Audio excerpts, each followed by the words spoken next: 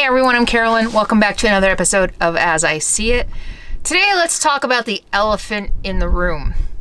Yeah, Hillary Clinton's emails. Hunter Biden and his laptop. It's so easy to get those two confused. Hunter Biden is the new Hillary's emails, right? I know I had a lot of questions about it. I know that for a long time I've heard a lot of the right-wing media talk about it. I know that the former president got impeached over it. I know that it was a favorite talking point of his to try to discredit his opponent for the 2020 election, Joe Biden. So I wanted to dig in a little bit and find out more, and I'm going to share it with you. So first of all, Hunter Biden, of course, is Joe Biden's son. And there has been mania, I think, for lack of a better word, like manic obsession with Hunter Biden, just like Hillary's emails. Maybe not quite. It's always worse if there's a woman involved. There's always doubling down even more and more hysteria over it. But there's been a lot of speculation. There's been a lot of accusations about Hunter Biden and this laptop and Hunter Biden's emails. So what exactly is going on?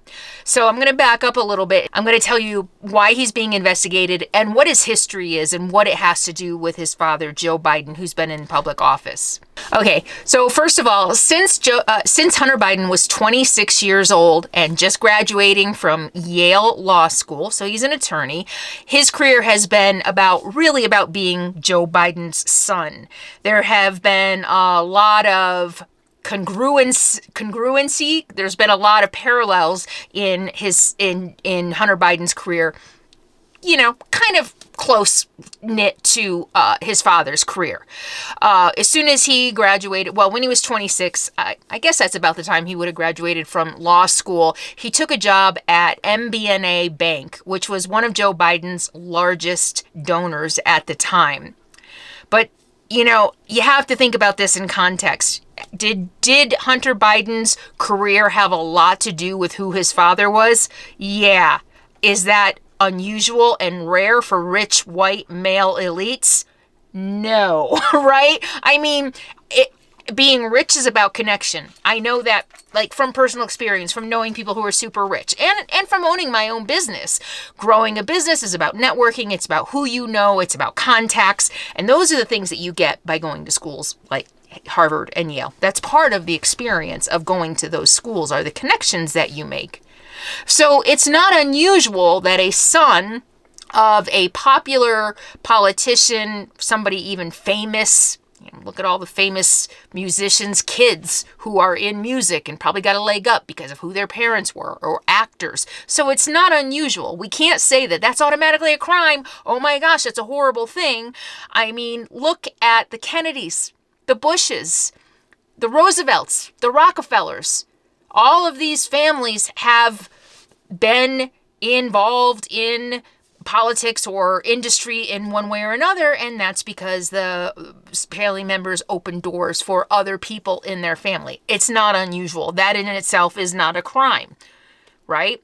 And even the using a relative's name maybe to get ahead in business, even if that relative is a politician, while it may not be ethical, it happens all the time. I'm not excusing his behavior. So stay with me a minute. If you're on the side of hating liberals and hating Biden, I'm not completely defending him. So stay with me. But I want to set the stage realistically.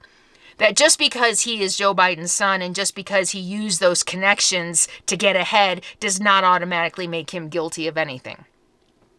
So 5 years after working for MBNA Bank, Joe Biden's largest donor, he became a lobbyist. And then when Biden became the vice president under Obama, he was kind of forced to give up those lobbying positions. There was a fuss about it in the media. The media raised a fuss about it, and there was a speech or a statement by Obama that Hunter Biden had dismissed himself from those lobbying positions so that there was no appearance of a conflict of interest with the vice president. So 5 years later, he became a lobbyist under the the Obama presidency and the Biden vice presidency, he gave up those lobbying positions because it was the right thing to do or because of the outrage. It was probably the latter. From the lobbying, he moved into paid consulting and investing for foreign clients. Now remember, he's a Yale Law School graduate. You know, many think that's the cream of the crop of any education, but of attorney. So he's got a lot of experience and expertise that these foreign companies maybe thought that he could share with them and help them with whatever their business goals were. And then the Ukrainian gas company Burisma, which you've all heard about, paid Hunter Biden millions of dollars to sit on the board. Millions of dollars to sit on the board of a foreign oil company, even though he didn't have any energy oil experience. Yeah, little fishy, little fishy. So then in 2017, 2018, a Chinese company sent $4.8 million to companies controlled by Hunter, some of his colleagues, his uncle, who is Joe Biden's brother, for, quote, legal and advisory work. So this is where I should mention, because this is fishy as hell. Hunter Biden with some colleagues, and I don't know how involved his uncle was in this, but I know that there is some stuff with his uncle. So it's worth mentioning here that there were several entities, several what appear to me to be shell companies set up by Hunter Biden and a couple of his associates. There were a couple LLCs set up which were the recipients of this Chinese money, millions of dollars, and they were shell companies. They were opened and closed, but they look like shell companies to me. It looks fishy. It definitely looks fishy. Yeah. We'll get to that in a minute. We'll get to the fishy part in a minute. So that is, so this is the timeline of what happened and what might be investigated. And then also, in addition to that $4.8 million that the Chinese paid to Hunter, to companies and entities that Hunter and his colleagues owned, Hunter Biden was the recipient of a huge diamond, a giant diamond from the founder of the Chinese company that sent the $4.8 million. And then Hunter Biden gave that away to somebody else. Kind of fishy. Kind of fishy. I'm going to admit it. It's fishy, but nothing so far is illegal. Hunter Biden is a private citizen. He is not an elected official. He was not elected into office. He was not appointed to any position. He was not on the staff of Obama or Biden or Vice President Biden. He wasn't an Eric Trump, an Ivanka Trump, or a Jared Kushner by any means. So none of this is illegal. It's fishy as hell, but it's not illegal. Hunter Biden is allowed as a grown-ass adult businessman to conduct business. Even if he uses his father's name, he's allowed to do that. Even if a Chinese company heard the name Biden and knew that he was related to the vice president and thought, if I pay him a lot of money, maybe I can get some leverage. That's fine. Especially as long as Hunter Biden didn't give them anything that they were asking for, as long as Joe Biden didn't give them anything they were asking for, and that's where the investigation is coming in. But if Hunter Biden is a Yale Law School graduate, still on the younger side, the son of the vice president, and a company wants to pay me millions of dollars thinking that they're going to get leverage, okay. Right? I mean, almost like who would turn that down other than for appearances? The appearances aren't good. But if a foreign company is willing to pay me millions of dollars with a wink, wink, your father's the vice president, and I know damn well I'm not going to give them anything, I'm not going to ask my father, I'm not going to put him in that position, would I take the money? Yeah, if they're that stupid, to think that, to think that I'm going to put my family at risk, put my father's career at risk to give them special privileges. I mean, I don't know. I don't know, right?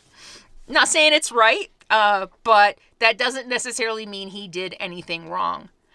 But where the problem started to arise for Hunter Biden is that there was a question of taxes. There were some red flags in some of the banks that he was doing these transactions through because there was too much money coming through.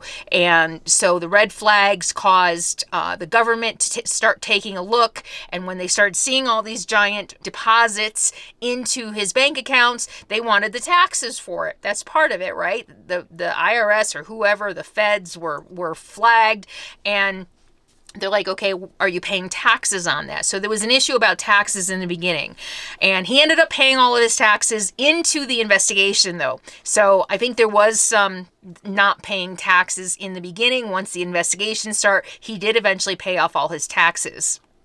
So the investigation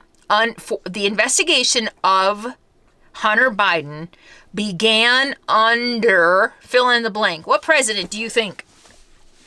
Under what president do you think the investigations into Hunter Biden started? Obama. So the first investigations against Hunter Biden were opened under Obama because of the tax thing.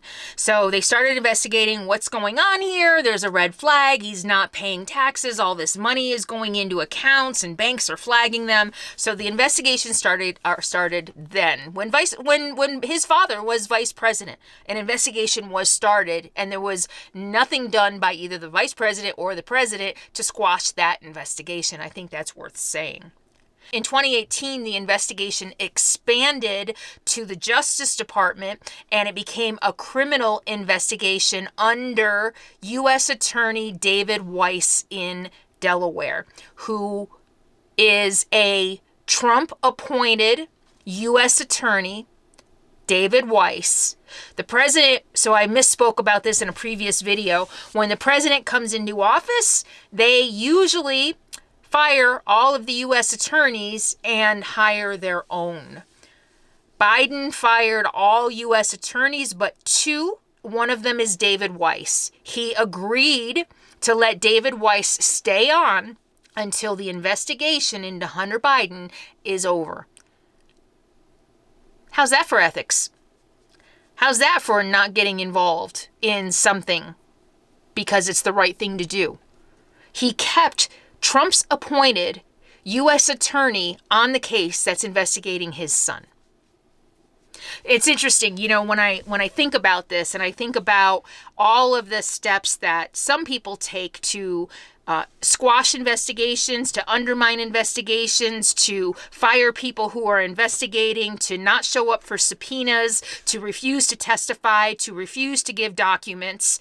All of those people who are refusing, doing everything in their power to squash investigations, are accusing the guy who is doing, in my mind, the right thing by keeping a rival president's attorney in place to investigate his son. Which side of that screams guilt to you, right? To me, that says Biden has nothing to hide. If he's willing to let an adversary's appointment continue to investigate, he's pretty confident there's nothing to be found linking to him. That's just my thought. That's how I see it. And of course, Trump fixated on the whole Biden thing, the whole Hunter Biden thing, and he got impeached for trying to bribe Zelensky, the Ukrainian president, into finding dirt on Hunter Biden. Remember, Hunter Biden was on the board of Burisma, a Ukrainian oil company. And so he was trying to get the president to either find or fabricate information that would disparage his opponent's son and maybe somehow link his opponent's son to his opponent, right? Link Hunter Biden, a supposed crime, to his opponent to discredit them so that he wouldn't win the election. And he was impeached for that. So if you don't remember, that was the famous phone call with Zelensky. You need to do me a favor before I release the Congress-approved aid that we promised you. And he waited months. Trump dragged his feet for months on that aid that was already approved by Congress to go to Ukraine. And he was impeached for that. He was bribing another government to help him win an election. And then shortly thereafter, voila, there was the October surprise of the 2020 election, where the Republican pundits and Republican news outlets all of a sudden had Hunter Biden's laptop. They released alleged Hunter Biden emails, texts, and other documents that they say came from a laptop that Hunter Biden abandoned at a computer repair shop in Delaware. It just happened to be in Delaware under the Trump appointed, well, I guess Trump appointed all the attorneys general. Do you find this as laughable as I do? So all of a sudden, Republicans have their hands on a bunch of emails and documents from this supposed Hunter Biden laptop that he just left. He just left at some random computer shop in Delaware. Now, here is why I find this laughable. Hunter Biden is a Yale graduate. He is an attorney. He is the son of one of the most powerful guys in the world. He is rich beyond measure, millions of dollars from foreign governments. He has access to every resource on the planet you can imagine, including an IT team. You don't think, especially if he's crooked, right? Especially if he knows he's doing wrong. He's just gonna drive it along. Oh, you know what? My laptop's acting up. I'm gonna pull over to that computer repair shop and have them fix it. Nobody'll know who I am. Nobody'll recognize the name Biden. I'm just gonna drop it off. Nobody'll know. They won't be able to get through my security. That's the dumbest thing I have ever heard. I mean, it's beyond stupid. This is a very, very rich, connected, powerful man. There's no way he's going to leave his laptop with a stranger somewhere in Delaware when he can hire a private IT guy to take care of his computer himself. It's just, no, that's just ridiculous. I wouldn't trust my laptop to a stranger. There's no way. I don't believe that for a second. If there is a laptop, it was stolen, is what I think. But to think that he just abandoned his laptop at a repair shop, that first of all, he dropped it off. I'm sorry, that's ludicrous. It's laughable. Nobody in their right mind with that kind of power and connections and money would be that stupid. So that was the October surprise, though. All of a sudden, emails, their favorite word, my opponent's emails. All of a sudden, supposedly, the Republicans had all of these emails and text messages and documents to prove that Hunter Biden was guilty. So let's talk for a minute about the big claim that left-wing media, mainstream media didn't cover this enough. First of all, there was no proof. I just read only recently, within the last week, has one of the emails been authenticated, saying, yeah, this indeed is from Hunter Biden. There's still a lot of questions about the laptop. Some right-wing news junk vehicle stole it or something, but there's still a lot of questions around the laptop. I don't believe for a second that it was dropped off at a repair shop.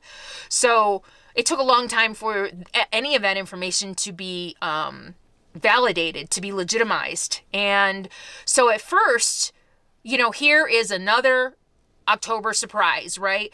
I think the media was kind of recoiling, is that the right word, from all of the attention they paid to the Hillary Clinton emails, which was bogus. It was just noise to distract people and to get more attention paid to something that people didn't like or were suspicious of about Hillary Clinton, even though none of it was based in truth. Right? I think we can all agree by now that enough investigation has been done that there was no wrongdoing in what Hillary Clinton did. There was nothing illegal in what she did. In fact, all the noise that the Trump administration and Trump campaign was making about Hillary's email, they did the exact same thing. Using phones that weren't secured, taking, classified documents, boxes of classified documents to Mar-a-Lago. So it was all just BS, just to distract the public or just to further create a divide, to further make the public doubt Hillary Clinton's integrity, basically. And I think the media was afraid that that would happen again in the 2020 election because it was the same thing. They dropped it in October. There was no foundation in truth. There was no evidence, no basis in anything factual. They couldn't produce anything that proved that this was Hunter Biden's. So the news wasn't going to run with it. They learned their lesson. And this is what I think about it. You can only cry wolf so many times before people stop listening. And I think the Republican Party, I think the pundits on that side, the conservative pundits and many of the conservative politicians cry wolf constantly. Like every day, several times a day, they're crying wolf, right? You can only cry wolf so many times and people are just going to say, oh, here we go again. And I think that's what happened with the Hunter Biden laptop. There may have been some truth in it, but they cry wolf so much about conspiracy theories and cabals and pizza parlor, baby trafficking, crazy stuff that the media is like saying, okay, you know what? We need to take a step back. We need to wait before we start reporting on this. And I think that was part of the hesitancy to come out with a Hunter Biden story. Just because Fox News and OAN and Newsmax talks about it 450 times a day doesn't make it real. Okay? So we had the October surprise, which really, in essence, was another attempt to make Biden lose the election. Biden. It didn't matter that it was Hunter Biden or Joe Biden. The Biden name was in the news. They attached it again to an email scandal, and guilty by association or whatever. It was just another attempt to discredit his opponent and win the election. So that's kind of the backstory on Hunter Biden and how we got to where we are today. So what are the potential alleged crimes committed by Hunter Biden?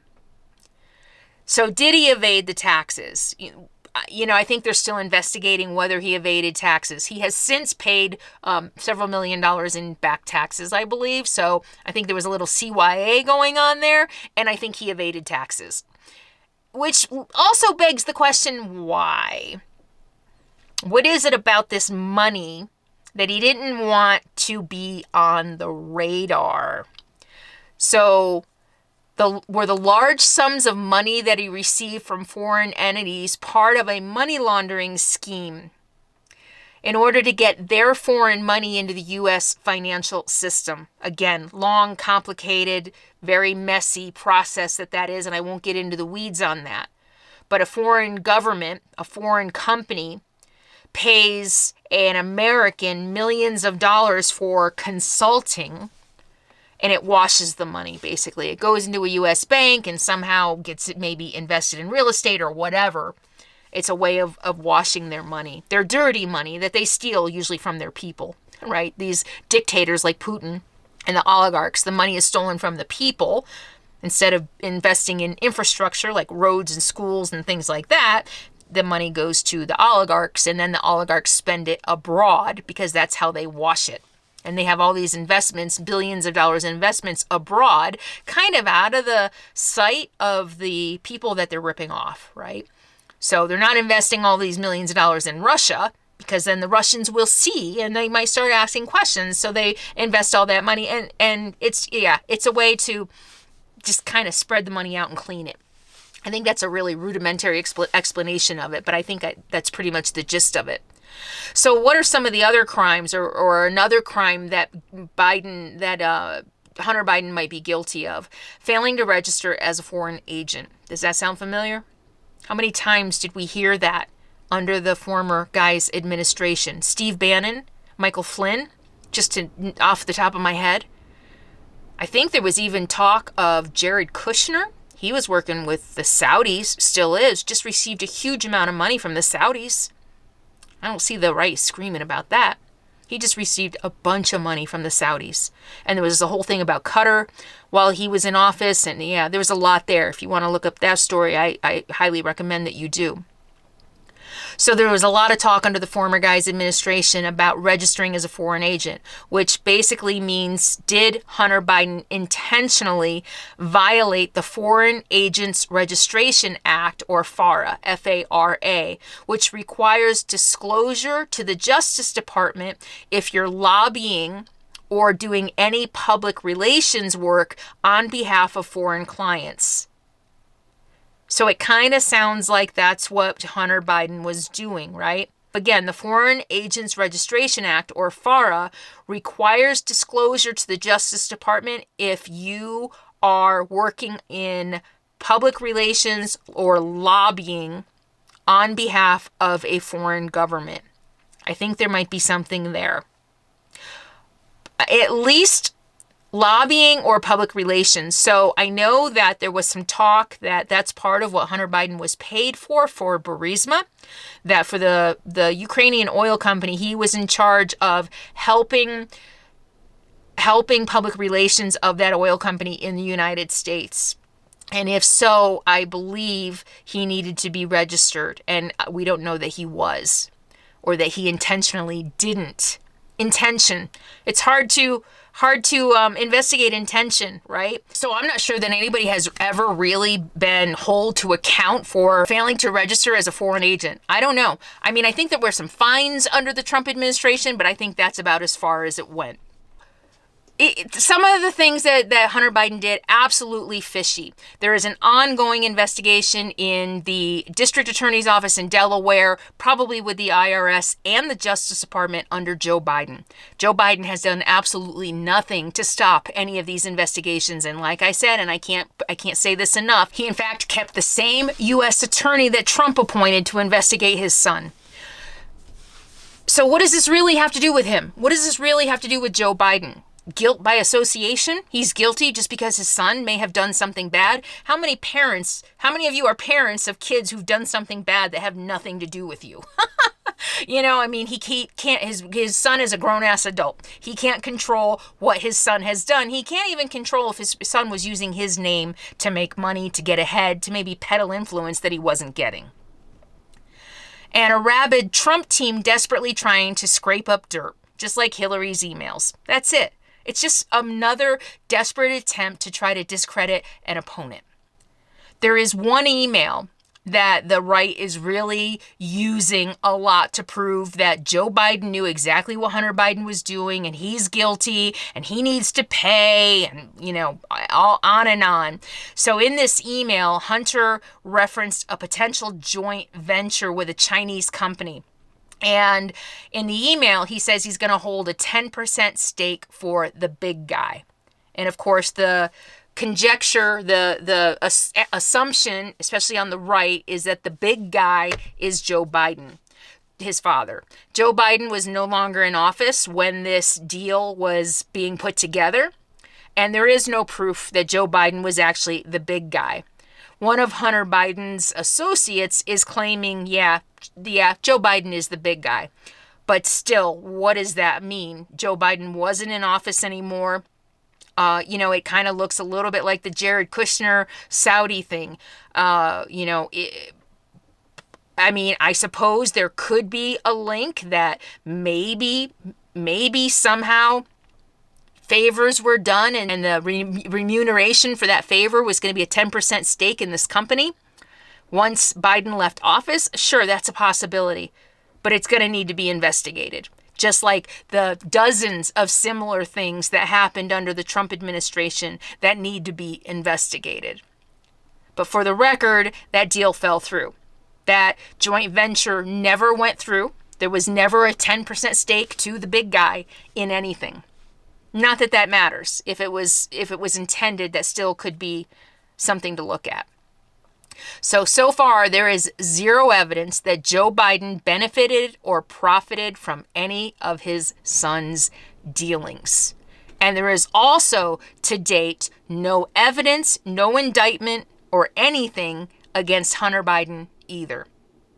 So that's a lot of information, but I wanted to give you all a background on what this is all about, what's going on, where we are. Some people are saying the investigation is intensifying. I think there's a grand jury, or there's going to be a grand jury. They're subpoenaing people. So we're not seeing the end of this, but I can't stress enough the fact that of all of the efforts we saw in the last administration to squash investigations into them, to not share documents. In fact, let me just bring this up. Joe Biden and VP Harris just shared their 2021 tax returns.